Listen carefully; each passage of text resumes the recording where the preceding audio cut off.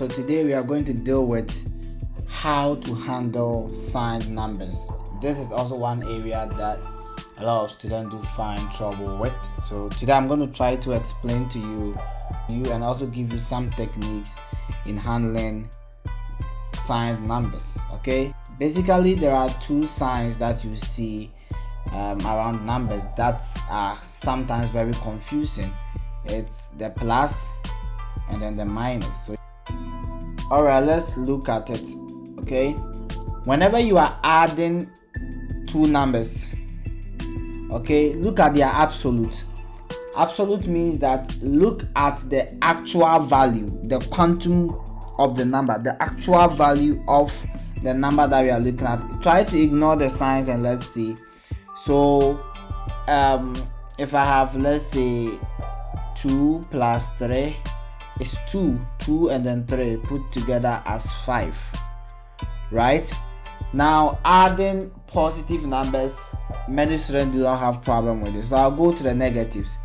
Whenever you add two negative numbers, it winds up as negative.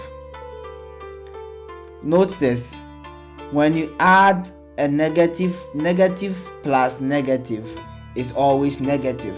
Okay, so it is the absolute, the sum of the absolute, and then you put the common sign there. So negative 5 plus negative 5 plus 5 is 10, right? But you put the common sign there, which is negative. Negative 100 plus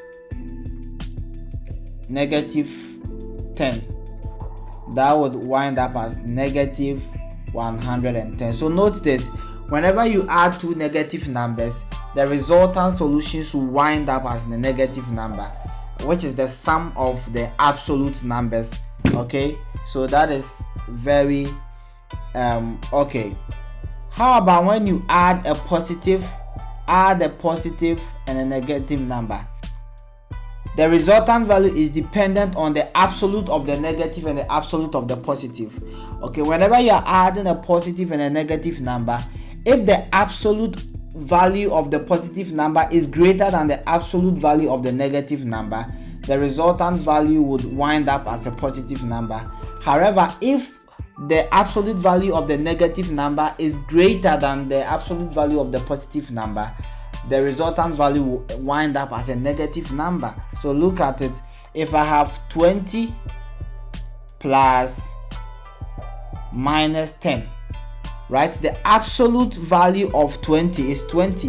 The absolute value of minus 10 is 10, right? So it means that the negative number, the absolute value of the negative number is less than the absolute value of the positive number. So we are looking forward to this winding up as a positive number. And so just look at that.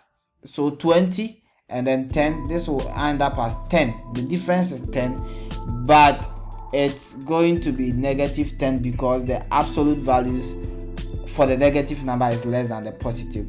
If I have 10 plus minus 5, this will wind up as 5. However, if I have, let's say, 10 plus 2, right?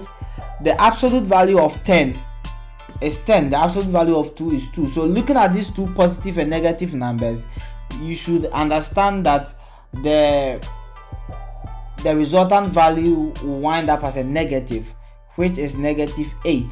One thing that is very important, especially when you are dealing with negative numbers, is how they multiply or divide. Again, multiplication and division are on the same level and they have a lot of things in common. Okay, anytime you are multiplying two numbers of the same sign, the resultant value should be positive. Note this: anytime you are multiplying two numbers of the same sign, the resultant value is positive. And the reverse is true. Anytime you are multiplying numbers of different signs, the resultant value is negative. So look at it. If I have 2 times 3, that will give me 6, which is positive. If I have 4 times 4, that will give me 16, that is positive. If I have negative 2, remember, times 3, that will give me negative 6 because the signs are different. This is negative, this is positive, right? If I have negative 4 times 4, that will give me negative 16. Let's look at it again. If I have negative times positive, right? What I did, okay. So if I have, let's say, 3 times negative 2, that will still give me negative 6. If I have 4 times negative 4, that will still give me negative 16. So whenever you are multiplying two numbers of different signs, the resultant value is negative. If I'm multiplying two numbers of the same sign, the resultant value is positive. So if I have here, I have negative 2 times negative 3, and this should wind up as positive because they are of the same sign. They are both negative. Negative times negative, right? So negative 4 times negative 4 will give you positive 16. This is very simple. The next thing I want to talk about in dealing with signed numbers is when you are doing roots. We've not talked about radicals, we've not talked about exponentiation, but I would also do a separate video on that. Okay, every number has a base and it has an exponent, right? So I'm going to say that, okay, whenever you have a negative number, right, that is raised to the power an even number, that is going to wind up as a positive.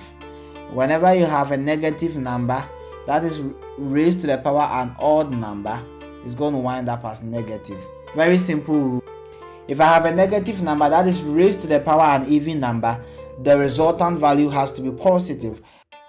When you have a negative number raised to the power an odd number, the resultant value is always negative. So let's look at, for instance, negative 1 raised to the power 102. Negative 1 raised to the power 1001. Negative 1 raised to the power 1000. Negative 1 raised to the power 1000. Negative 1 raised to the power 24.